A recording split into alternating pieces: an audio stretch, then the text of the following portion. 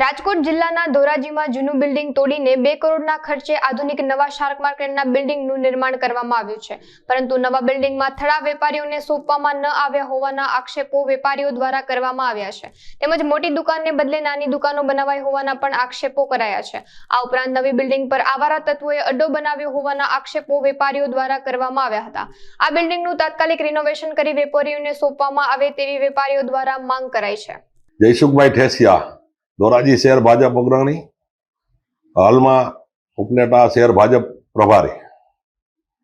શાક માર્કેટના પ્રશ્ને મેં જોયું અને અમને પૂછવામાં આવતા જે તે વખતે ભારતીય જનતા પાર્ટીની શાસન હતું નગરપાલિકામાં, ત્યારે શાક માર્કેટ અને મટન માર્કેટ શહેરી વિકાસ યોજનામાં પૈસા આવતા યોજના મંજૂર થઈ। શાક માર્કેટ 2 કરોડ 25 લાખના ખર્ચે રિનોવેશન કરવાનું નક્કી થયું। ઠરાવ થઈ, બધું કમ્પ્લીટ થયું, બાંધકામ ચાલુ કરવામાં આવ્યું, ત્યારે શાક માર્કેટના વેપારીઓના 2 કે 3 અલગ અલગ જૂથોના હિસાબે આ પ્રશ્ન હાઈકોર્ટ સુધી ગયો। હાઈકોર્ટમાં મુદતો પડી, એકાબીજા પર ખોટા આક્ષેપો થયા। ત્યાર પછી નગરપાલિકામાં કોંગ્રેસનું શાસન આવ્યું। એ 5 વર્ષમાં પણ મટન માર્કેટ કે શાક માર્કેટનું નિરાકરણ નથી આવ્યું। ભાઈ કોંગ્રેસવાળા કહે છે કે સંસદ સભ્ય અને ધારાસભ્યને રજૂઆતો કરવામાં આવે છે, વચનો આપવામાં આવે છે। ધોરાજી શહેરના લોકોની જાણકારી માટે કે સંસદ સભ્યશ્રી અને ધારાસભ્યશ્રીની અને શાક માર્કેટના વેપારીઓની સાથે રજૂઆત સીએમને માનનીય મુખ્યમંત્રીશ્રીને થઈ છે। ત્યાંથી હાલે એવું જાણવા મળ્યું છે કે આ શાક માર્કેટ જ્યારે બની ત્યારે 211 જૂના થરા હતા, એની જગ્યાએ 255 નવા થરા બન્યા, પણ સોંપણીમાં વિવાદ થતા હાઈકોર્ટે પ્રશ્ન ગયો અને એ આજ સુધી ટલે ચર્યો છે।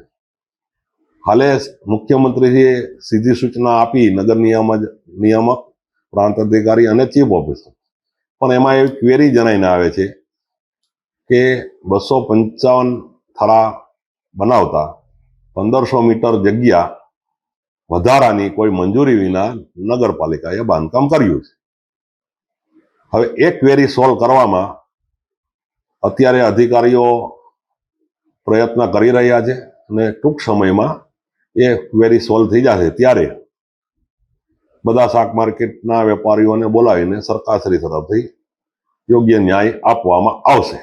મારું નામ દિનેશભાઈ ઓરા, શહેર કોંગ્રેસ પ્રમુખ ધોરાજી। ધોરાજી શહેરમાં રાજાશાહીના વખતની સર ભગવતસિંહજી દ્વારા બાંધવામાં આવેલી શાક માર્કેટ આવેલ હતી। આ શાક માર્કેટને તત્કાલીન ભારતીય જનતા પાર્ટીની બોડી નગરપાલિકામાં હતી ત્યારે તોડી પાડી અને નવી માર્કેટ બનાવવામાં આવી હતી, પરંતુ ભાડાના પ્રશ્નને લઈને આ નવી શાક માર્કેટ બન્યાને આજે આશરે 8 વર્ષ થવા આવ્યા છતાં પણ વેપારીઓને થડા સોંપવામાં આવ્યા નથી। આ શાક માર્કેટની અંદર આશરે 250 થડાઓ બનાવવામાં આવેલા છે, પરંતુ સોંપણીના અભાવે આ શાક માર્કેટ ખંડેર હાલતમાં બની ગઈ છે। આવારા તત્વોનો અડ્ડો બની ગયો છે।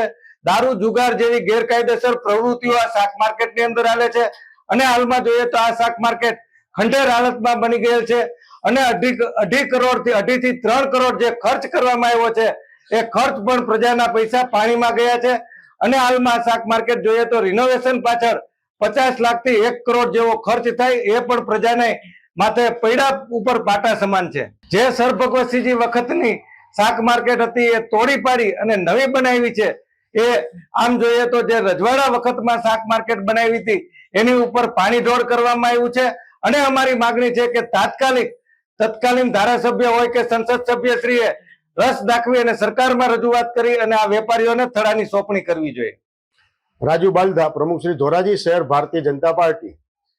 ધોરાજી શહેરમાં ભગવતસિંહજી બાપુ વખતની શાક માર્કેટ આવેલ હતી અને તે ઘણા વર્ષો પહેલાના બાંધકામવાળી હોવાથી અતિ જર્જરિત હાલતની થઈ ગયેલ હોવાથી ધોરાજી નગરપાલિકામાં જે તે સમયે ભારતીય જનતા પાર્ટીનું શાસન હતું ત્યારે લોકોને શાક માર્કેટમાં સારી સુવિધા મળે અને કોઈ ઈજા ન થાય તે માટે આ શાક માર્કેટને ભગવતસિંહજી બાપુ વખતની હતી, જર્જરિત હાલતની હતી, તેને તોડી પાડી અને સારી અને બનાવેલ અને ત્યારબાદ નગરપાલિકા દ્વારા જે કઈ વેપારીઓને આપવાની થતી હતી દુકાનો તેમાં કલેક્ટર શ્રીના આદેશ દ્વારા એવું જણાવેલ કે હાલની જે કઈ ભાડું હોય એ જૂનું ભાડુંને બદલે એની કિંમત પ્રમાણે ભાડું વસૂલવું અને એ વસૂલવા માટે રાજકોટ જિલ્લા કલેક્ટર પાસે હાલ પણ ત્યાં પડેલ છે. અને દેવીદાસભાઈ સુખવાણી, માર્કેટને 9 વર્ષ થઈ ગયા, આ 9મું વર્ષ ચાલુ છે. નવી બિલ્ડિંગ બની ગઈ છે, પણ જે પ્રમાણે અમારી દુકાનો હતી એવી દુકાનો બનાવી નથી. નાના ગોખલા બનાવ્યા છે, ત્યાં વેપાર હાલે એમ જ નથી. અને મારી 4 દુકાન હતી તો 1 દુકાન દેવી છે. હવે 1 દુકાન મને પૂરી થાય, મારા 3 દીકરા હોય તો જેટલી દુકાનો એટલી તો હોપવી પડે ને. 1 જ દુકાન દેવી છે એમ થોડી ચાલે કઈ. જેટલી મારો હક હોય એટલી મને દેવી પડે. જે જગ્યાએ એમ હતા, જેવડી અમારી માપણી હતી, જે પ્રમાણે અમારી દુકાનની સાઈઝ હતી એવી દુકાનો આપવી પડે. આવી રીતે બિલ્ડિંગ આવી રીતે બનાવી નાખ્યું એમ થોડી ચાલે કઈ. એમ કેમ વેપાર કરવા એના? અત્યારે હેરાન થાય છે એટલે હલાવી છે, રોજી રોટી છે એટલે હલાવી પડે છે. આપણે ચોમાસામાં એવી તકલીફ, શિયાળે ઉનાળે બધી તકલીફો. બિલ્ડિંગ બનાવી છે કોઈ કામની નહીં. એમ વ્યવસ્થિત કરે ને વ્યવસ્થિત દુકાનો મોટી બનાવીને આપે તો એ વસ્તુ હાલે એમ છે. બાકી જેમ જેટલી અત્યારે જજરી થઈ ગઈ છે ને હજી જજરી થઈ જાય. અને હોના જેવી માર્કેટ તોડી નાખી. તોડવાની જરૂર જ નહોતી કઈ. એ વસ્તુની કઈ જરૂર જ નહોતી ને તોય તોડી નાખી.